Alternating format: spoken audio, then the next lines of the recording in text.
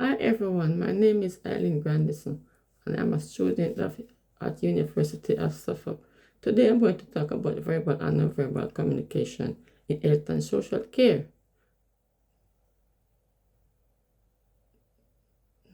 Verbal communication is a process is a use words to share information with other people. It includes both spoken and written communication.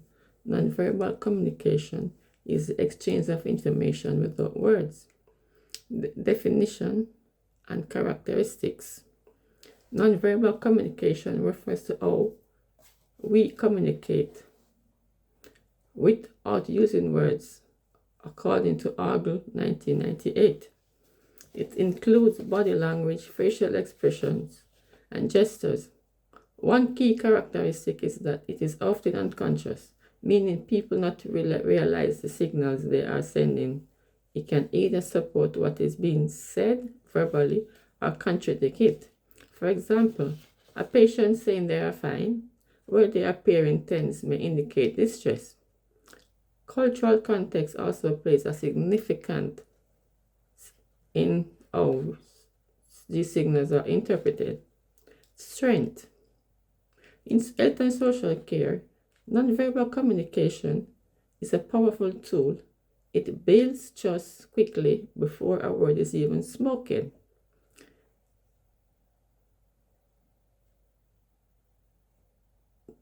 Patients feel safe and heard.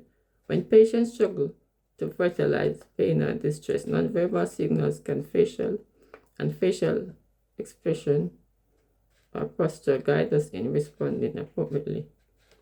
This responsiveness is at the heart of person-centered care, ensuring each patient feels truly seen and supported. Active listening is also naturally patient is also a form of strength when a care worker are naturally patient and give someone space to finish their thoughts. Limitations. While nonverbal communication is powerful, it has limitations. It can be easily interpreted, especially across different cultures. Personal basis can influence how we perceive others. Nonverbal for individuals with hearing or visual impairment. Nonverbal cues may not fully convey meaning. There is also a risk of over relying on nonverbal signals and missing critical verbal qualification. Finally, context like settings, cultural, and environment can significantly alter the meaning behind nonverbal cues. Recognizing these risks ensure we use nonverbal communications to fully and alongside verbal interactions.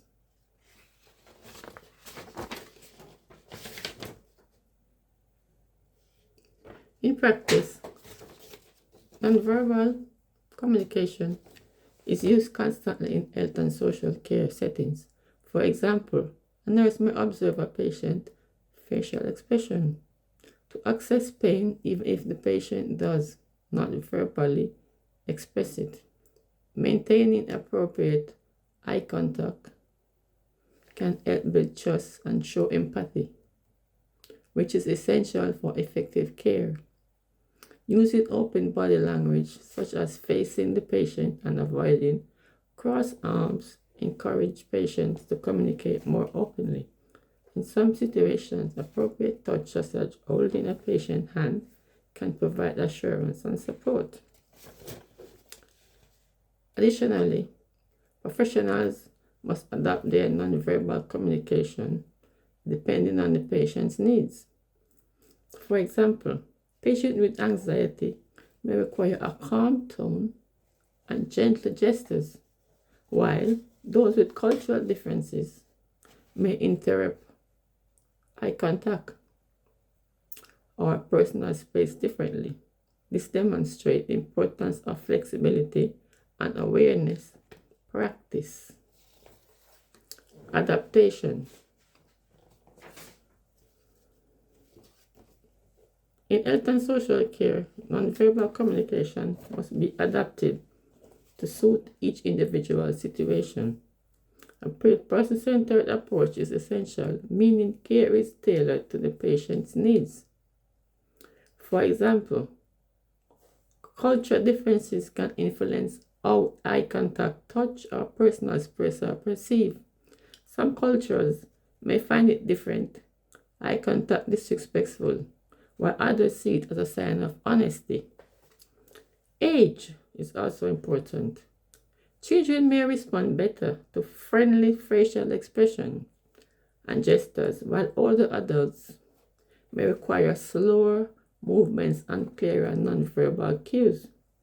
Additionally, communication should be adapted for individuals with disabilities. For example, someone with a visual impairment may rely more on tone and touch, while someone with hearing impairment may depend on more facial expressions and gestures. Finally, an emotional state can be considered. A patient who is anxious or distressed may need calm body language, reassurance, and appropriate space. This highlights the importance of flexibility and awareness in delivering effective care.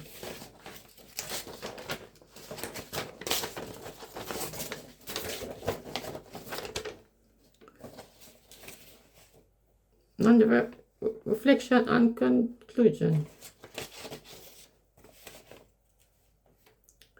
Nonverbal communication is essential in care, impacts patient trust, safety, and well-being. It requires awareness and adaptability. Key skills.